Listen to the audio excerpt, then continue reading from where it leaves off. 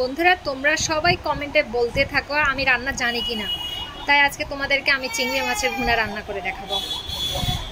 আপনারা দেখতে থাকুন আমি কিভাবে রান্না করি। দেখুন এটা হচ্ছে আমার চিংড়ি মাছের রান্না। এখন আমি শুরু করব। যা যা লাগে সব কুটে নিলাম বন্ধুরা। একটি কড়াইতে তেল দিলাম পরিমাণ মতো।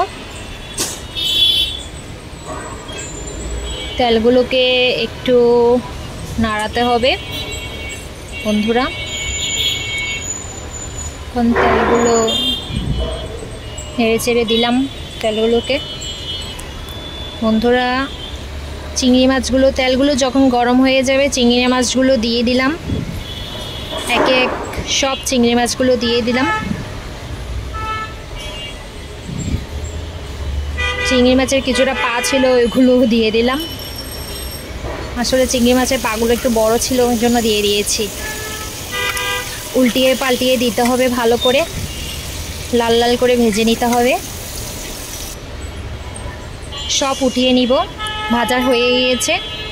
এখন আস্তে আস্তে পেঁয়াজ দিয়ে দিলাম। কুচি করা পেঁয়াজ দিয়ে দিলাম সবগুলি। একটু নেড়ে চেড়ে দিব। এখন বন্ধুরা নেড়ে চেড়ে দেওয়ার পরে রসুন পেস্ট দিয়ে দিব। রসুন পেস্টও ভালো করে নেড়ে চেড়ে দিয়ে দিতে হবে। চেষ্টা করছি ভালোভাবে এডিট করার। আস্তে আস্তে শিখে যাব, দেখি না প্র্যাকটিস করলে আস্তে আস্তে শিখে যাব বন্ধুরা। তাও শিখছি, এগুলো নতুন। হালকা পানি দিয়ে দিচ্ছি। পেঁয়াজ আর রসুনগুলোকে ভালো করে কষাতে হবে অনেকক্ষণ ধরে কষিয়ে এখন এর মধ্যে টমেটো কুচি দিয়ে দিব। টমেটো কুচিগুলো ভালোভাবে নাড়াচাড়া করে দিতে হবে। একদম ঢাকনা দিয়ে কিছুক্ষণ রাখবো যাতে টমেটোগুলো গলে যায় বন্ধুরা। টমেটোগুলো গলে গিয়েছে। এখন আবার আস্তে আস্তে এই যে টমেটো গলে একদম হয়ে গেছে। এখন এর মধ্যে আমি হলুদের গুঁড়ো দিয়ে দিয়েছি, মরিচের গুঁড়ো দিয়ে দিয়েছি, সামান্য পরিমাণ ধনিয়ার গুঁড়া দিয়ে দিয়েছি, আর 1 চামচ লবণ দিয়ে দিব। 1 চামচ লবণ দিয়ে দিয়েছি। লবণ একটু রেখে দিব, মনে হলে বেশি দিয়ে দিচ্ছি। এখন এগুলোকে ভালোভাবে নাড়াচাড়া করে নিতে হবে। এগুলোকে ভালো করে নাড়াচাড়া করে নিতে হবে। নাড়াচাড়া করে এখানে সামান্য পরিমাণ পানি দিয়ে দিতে হবে।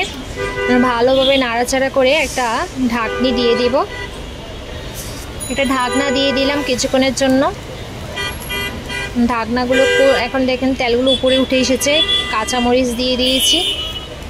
কাঁচামরিচও ভালোভাবে এর সাথে মিশিয়ে দিচ্ছি। আবার ঢাকনা দিয়ে দিব। এখন ঢাকনা খুলে নিয়েছি। হয়ে গিয়েছে আমার চিংড়ি মাছ। মরিচগুলো ভালোভাবে কষিয়ে চিংড়ি মাছ ভাজাগুলো এখানে দিয়ে দিলাম।